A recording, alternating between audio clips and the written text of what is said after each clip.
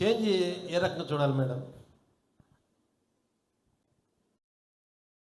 నిజం గెలవాలి అనే ఆ కార్యక్రమం నేను ముందర నిరాకరించాను. ఎందుకంటే I'm very public shy person. నేనేదో నా ఆఫీస్ పని అక్కడ ఏది మన అన్నదాతలతో జరుగుతున్న ప్రోగ్రాంలో నేను పాల్గొనేదాన్ని.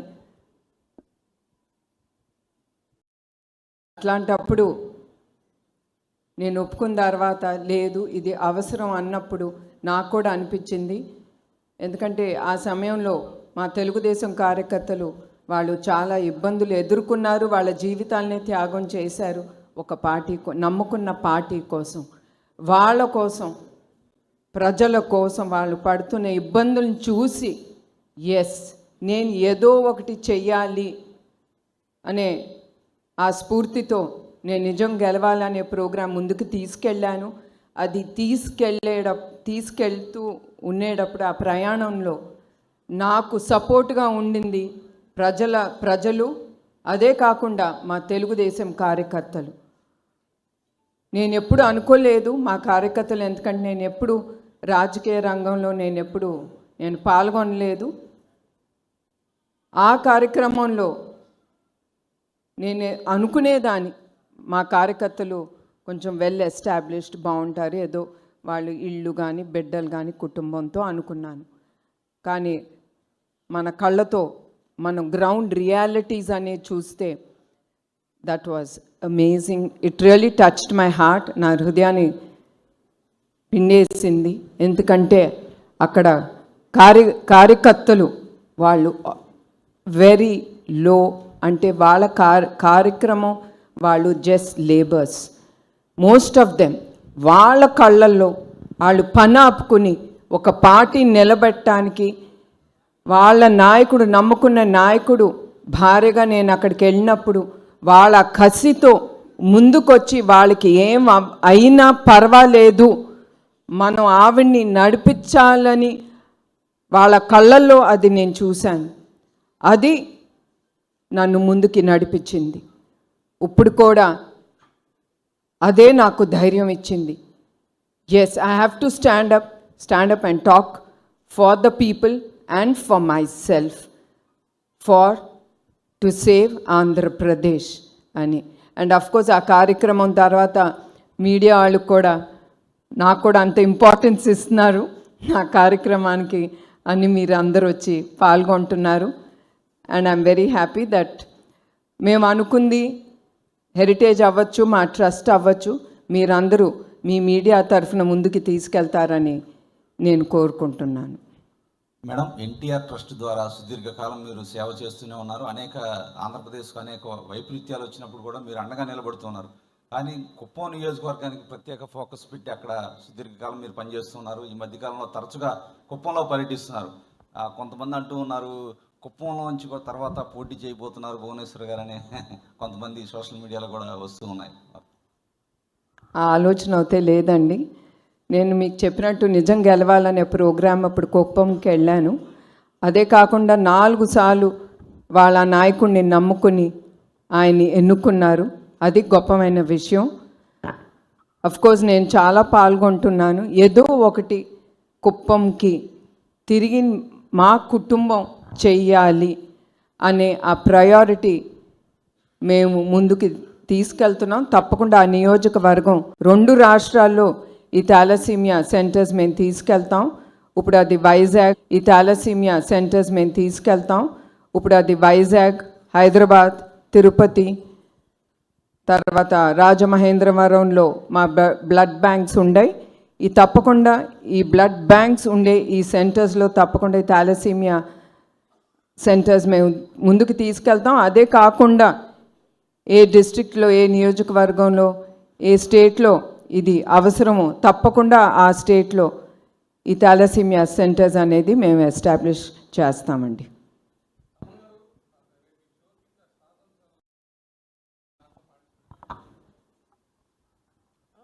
సార్ మీ క్వశ్చన్ వినపడలేదు.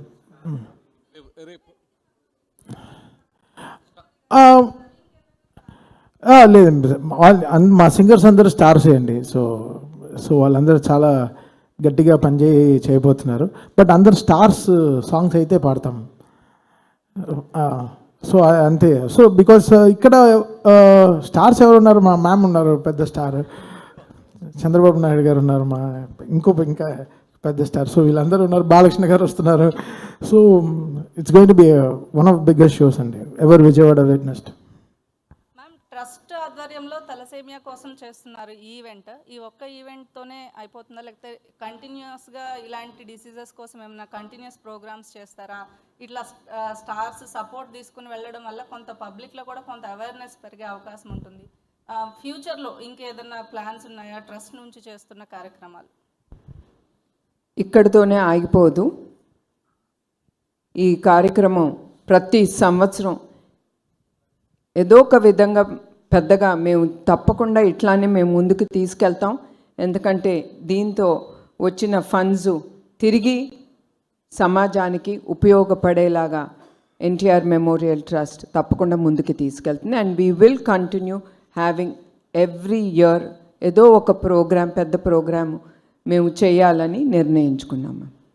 అమన్ గారు, మీ షో అనగానే కొంచెం ఇంట్రెస్టింగ్గా వెరైటీగా ఉంటాయి. ఈరోజు అంటే విజయవాడలో జరిగే కార్యక్రమం కోసం ఏమైనా స్పెషల్గా డిజైన్ చేయడం కానీ, లేదా స్పెషల్ సాంగ్స్ ఏమైనా చేయడం కానీ, అంటే డోంట్ టెల్. ఇప్పుడే చెప్పారంటే ఎవరు షోకి రా, అంత సీక్రెట్గా ఉంచి. అదే చాలా పొలిటికల్ నుంచి కొంచెం సెట్రికల్ క్వశ్చన్స్ కూడా వస్తున్నాయి. స్పెషల్గా అంటే ఏం లేదు. సంథింగ్ ఎవ్రీ షోకి, అంటే ఎవ్రీ సినిమాకి మనం ఎలా ఒక్కొక్క స్టెప్ తీసుకెళ్తామో, ప్రీవియస్ షో నుంచి ఈ షో ఎంత కొత్తగా చేయాలనేది, ఎంత ఫ్యూచరిస్టిక్గా షో చేయాలనేది ఆలోచిస్తున్నాం. But I think this show will be one of its kind డెఫినెట్గా. అండ్ నేను చెప్పేది బికాస్ నేను కమర్షియల్గానే చూడట్లేదు. అంటే maybe I'm thinking it very personal. నా హార్ట్కి ఎంత హ్యాపీ చేయగలమో I'm doing it like that. So I'm just want to make my heart happy. So I'm not thinking na దగ్గర ఏం calculations ఏం లేదు. I'm just going with so much of happiness to the stage. Thaman గారు, మీరు calculate చేస్తే you won't have agreed to do this. No ma'am. No ma'am. And so it's just going with crazy happiness. And మా team కూడా చాలా excitement గా ఉన్నారు. Last 15 days గా రాత్రి పగళ్ళు they are working very hard with the song lists and fireworks, stage shows, and too much, and it's going to be really really big actually. Yeah. Yes. Balakrishna గారి performance ఉంటుందా? Performance Balakrishna గారు కూడా వస్తున్నారు అంటే performance అంటే ఏం చేయాలి ఆయన చెప్పండి, నేను సార్ని అడుగుతాను. ఆయన పాడాలా? ట్రై చేస్తాను, డెఫినెట్గా ట్రై చేస్తాను. తమన్ గారు, మీరు అఖండ సినిమా చేశారు, అలాగే మొన్న డాకు మహారాజ్ చేశారు. ఆయనతో చేసిన జర్నీ మిమ్మల్ని ఈ ట్రస్ట్కి తీసుకొచ్చిందా, లేకపోతే ఈ ట్రస్ట్ మీద ఉన్నటువంటి వీళ్ళు చేస్తున్న సోషల్ సామాజిక బాధ్యతగా చేస్తున్నటువంటి ఈ కార్యక్రమాల పట్ల మీరు అట్రాక్ట్ అయ్యి మీరు ఈ కార్యక్రమాన్ని ఫ్రీగా చేస్తున్నారు? డెఫినెట్గా వీళ్ళు చేసే ఈ ట్రస్ట్ చేసే విషయంగా మాత్రమే అండి. ఇట్స్ వెరీ వెరీ ఇంపార్టెంట్ అండి.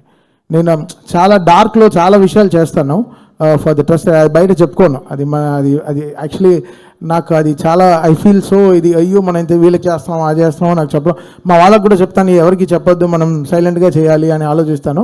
బట్ ఇది నాకు ఈ ట్రస్ట్ నుంచి నేను ఫస్ట్ చేసే షో అనమాట నా లైఫ్లోనే, నా క్యారియర్లోనే.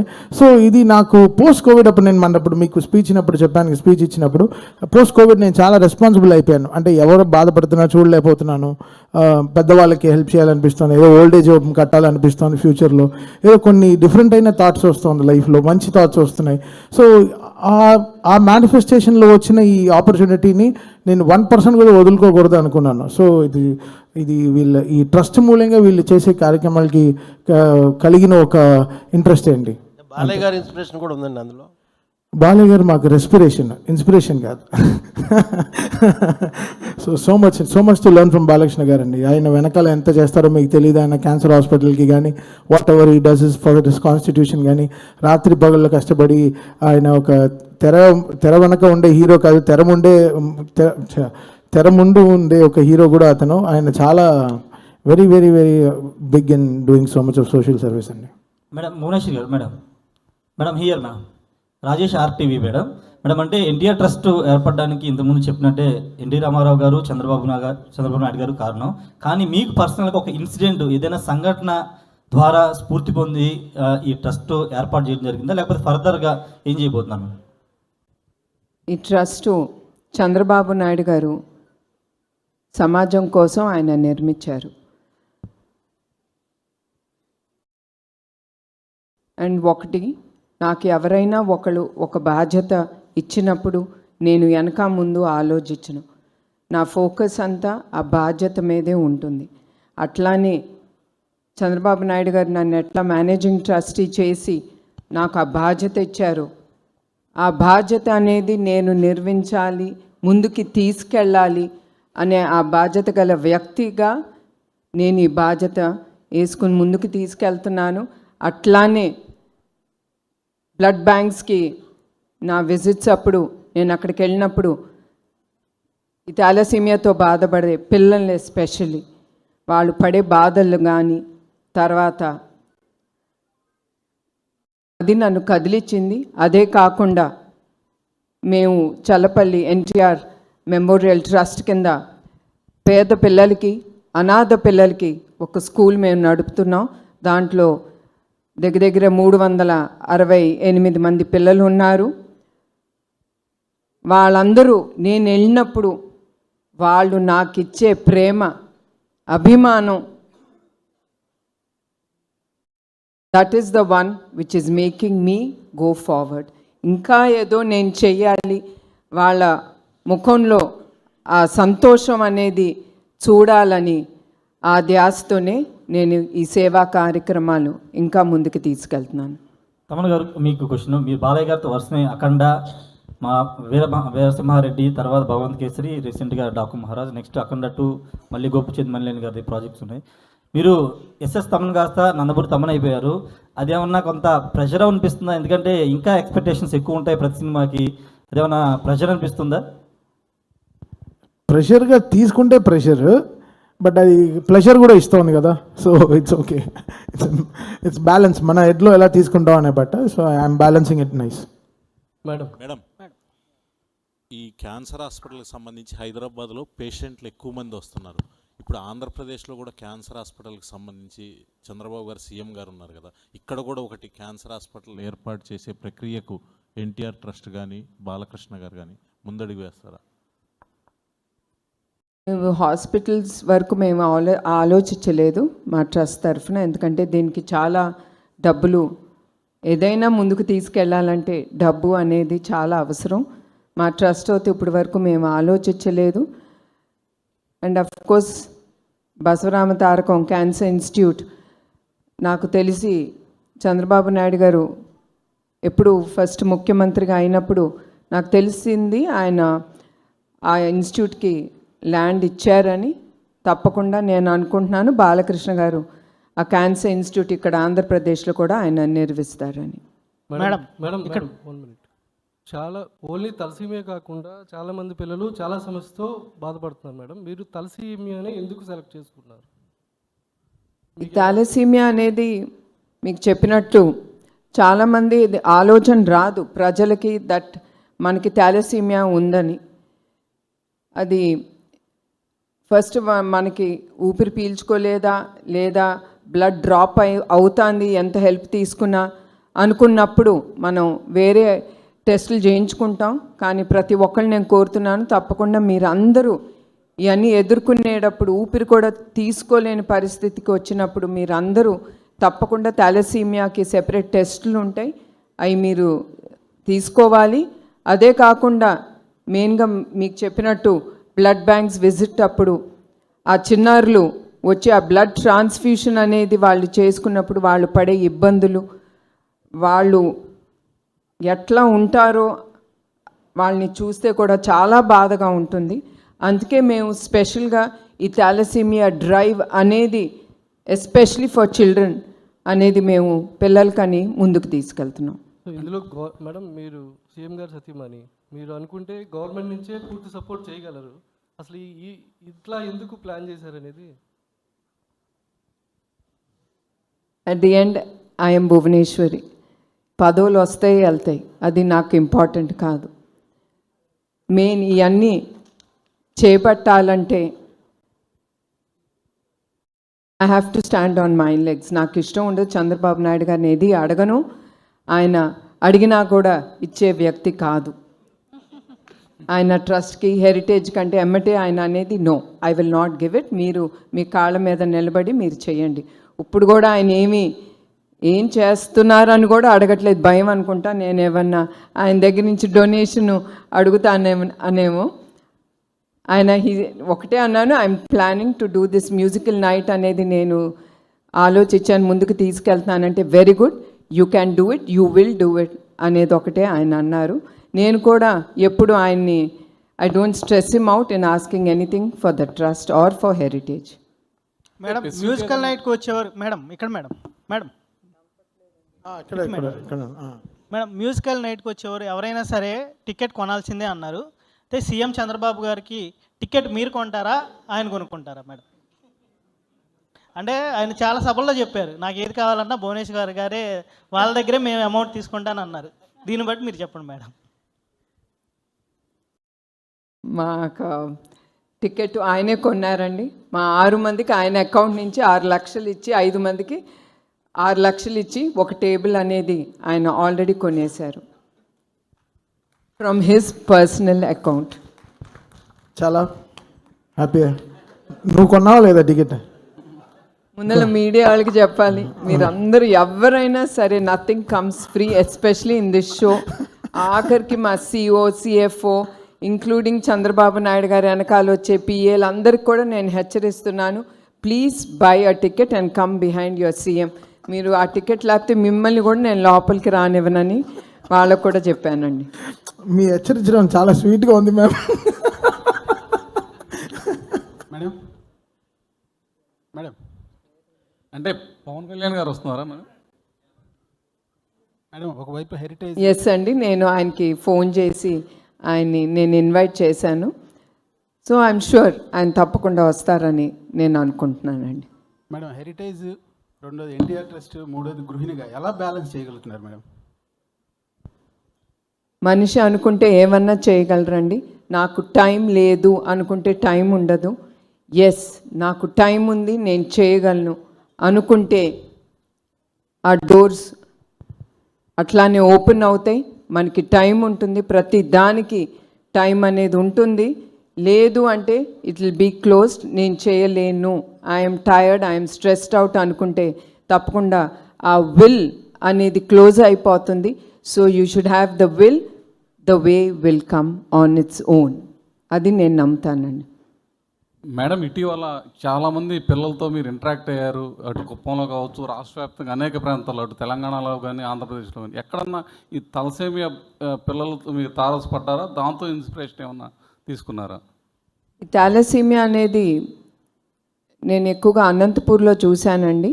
ఇది తప్పకుండా అక్కడ కూడా అడిగారు, వాళ్ళకి తెలుసు మేము థాలసీమియా బ్లడ్ బ్యాంక్స్ అనేది మేము ముందుకు తీసుకెళ్తున్నాం, నడుపుతున్నామని. వాళ్ళు అక్కడ కూడా అడిగారు, కొంచెం థాలసీమియా పిల్లలు ఎక్కువ మంది ఉన్నారు ఇక్కడ బాధితులు, మీరేమన్నా వాళ్ళకి చేయండి అంటే తప్పకుండా వాళ్ళందరినీ అక్కడ హైదరాబాద్లో ఉన్న మా థాలసీమియా సెంటర్స్కి రమ్మని వాళ్ళని ఆహ్వానించాం. తప్పకుండా మేము అక్కడ కూడా పెట్టాలి ఈ థాలసీమియా సెంటర్ అనేది. తప్పకుండా ఆలోచన అనేది అయితే ఉందండి. తప్పకుండా ఎక్కడ అవసరమో, ఎక్కడ ఎక్కువ మంది పేషెంట్స్ ఉన్నారో, ఈ థాలసీమియాతో బాధపడుతున్న వ్యక్తులు ఉన్నారో అక్కడ తప్పకుండా ఈ సెంటర్స్ అనేది మేము ఓపెన్ చేస్తాం.